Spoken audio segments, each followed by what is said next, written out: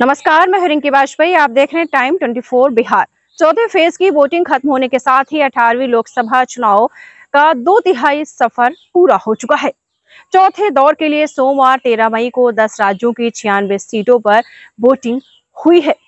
चौथे दौर के लिए सोमवार 13 मई को 10 राज्यों की 96 सीटों पर वोटिंग हुई। चौथे फेज में आपको बता दें 62.09% वोटिंग हुई। सबसे ज्यादा पश्चिम बंगाल में 76.02% और सबसे कम जम्मू कश्मीर में 36.88% मतदान हुआ। वोटिंग के आंकड़े प्रोविजनल हैं। चुनाव आयोग का बाद में फाइनल वोटर टर्नआउट डेटा जारी करेगा। अगर इस शुरुआती आंकड़े के हिसाब से देखें तो मतदान 2019 और 2014 के मुकाबले आपको बता दें 6.8% कम हुआ है।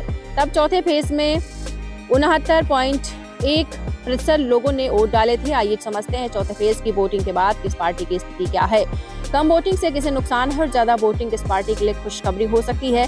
चौथे फेज में आंध्र प्रदेश की 25, तेलंगाना की 17, उत्तर प्रदेश की 13, महाराष्ट्र की 11, पश्चिम बंगाल की 8, मध्य प्रदेश की 8, बिहार की 5, झारखंड की 4, ओडिशा की 4 और जम्मू कश्मीर की श्रीनगर सीट पर वोटिंग हुई है। पश्चिम बंगाल में सबसे अधिक आपको बता दें 76.02% मतदान हुआ है। सबसे कम मतदान जम्मू कश्मीर में 36.7% दर्ज किया गया है।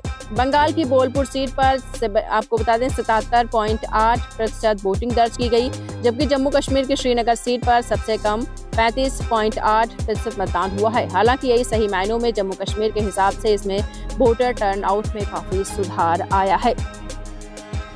तो आपको बताते चलें मध्य प्रदेश की 9 सीटों पर 68.60% वोटिंग हुई। पिछले इलेक्शन में इन सीटों पर 75.7% वोटिंग हुई थी। ओडिशा की 4 सीटों पर पिछले चुनाव में 74.3% मतदान हुआ था। तो लगातार आपको बताते चलें चौथे फेज में अब तक का प्रोविजनल मतदान भी पिछले चुनाव के चौथे फेज के मुकाबले 2 या 3% कम है। अगर बीजेपी नेताओं के बॉडी लैंग्वेज की बात करें तो बीजेपी के लोग 400 पार की बात नहीं करते हैं, क्योंकि पटना में पीएम मोदी की रैली के बाद से सत्ता पक्ष में जो थोड़ा बहुत निराशा थी वो खत्म हो गई है। सब कुछ नैरेटिव पर निर्भर करता है, लीडरशिप पर निर्भर करता है। लीडर कितना कॉन्फिडेंट है, कहाँ बोलता है और क्या बोलता है। बिहार की रैली अपने आप में बड़ा मैसेज थी। कहा जाता है कि बिहार ऐसा स्टेट है जहाँ से लोकतंत्र के परिवर्तन की शुरुआत होती है। बात करेंगे पिछले 3 लोकसभा चुनाव में चौथे दौर की वोटिंग परसेंटेज की, तो आपको बताते चले 2014 का जो लोकसभा चुनाव हुआ था उसमें 69.1% इसमें था, और 2019 में लोकसभा जब चुनाव हुआ था 69.1%। 2024 का लोकसभा चुनाव 62.9%। 2019 के मुकाबले 2024 में कितना फर्क आया ये भी बात करेंगे। आंध्र प्रदेश में 2019 में 80.4% वोटिंग हुई थी। 2024 में 68.1% वोटिंग हुई, यानी वोटिंग में 12.3% की गिरावट दर्ज की गई।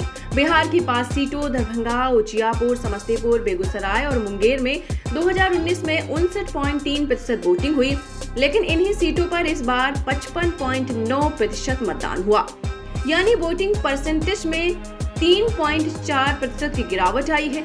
जम्मू कश्मीर की बात करें तो 2019 के इलेक्शन में श्रीनगर सीट पर 14.4% वोटिंग दर्ज की गई थी, जो इस बार 22.3% बढ़कर 36.7% हो गई है। झारखंड की 4 सीटों पर पिछले चुनाव में 66.9% वोटिंग हुई। 2024 के इलेक्शन में इन्हीं सीटों पर 63.4% मतदान हुआ है। महाराष्ट्र आपको बता दें महाराष्ट्र की जिन 11 सीटों पर चौथे फेज में वोटिंग हुई उन सीटों पर 2019 में 61.6% वोटिंग दर्ज की गई थी, लेकिन इस बार इन सीटों पर 52.8% मतदान हुआ है। मध्य प्रदेश की 9 सीटों पर 68.7% वोटिंग हुई। पिछले इलेक्शन में इन सीटों पर 75.7% वोटिंग हुई थी। ओडिशा की 4 सीटों पर पिछले चुनाव में 74.3% मतदान हुआ। इस बार इन्हीं सीटों पर 63.9% वोट डाले गए। तेलंगाना की सभी 17 सीटों पर 2019 में 62.7% वोटिंग हुई थी। इस बार 61.4% वोटिंग हुई है। यूपी की 13 सीटों पर चौथे फेज में वोट डाले गए। 2019 में इन सीटों पर 58.9% वोटर टर्नआउट रहा था। इस बार इन सीटों पर 57.9% वोटिंग दर्ज की गई, जबकि पश्चिम बंगाल की 8 सीटों पर 2019 में 82.9% रिकॉर्ड हुई थी। इस बार इन सीटों पर 6.9% कम वोटिंग हुई है। लोकसभा चुनाव में अब तक के 4 फेज की वोटिंग के बाद एक सवाल चर्चा में रहा है, कम वोटिंग में किसे नुकसान है और ज्यादा वोटिंग में किस पार्टी को फायदा हो सकता है।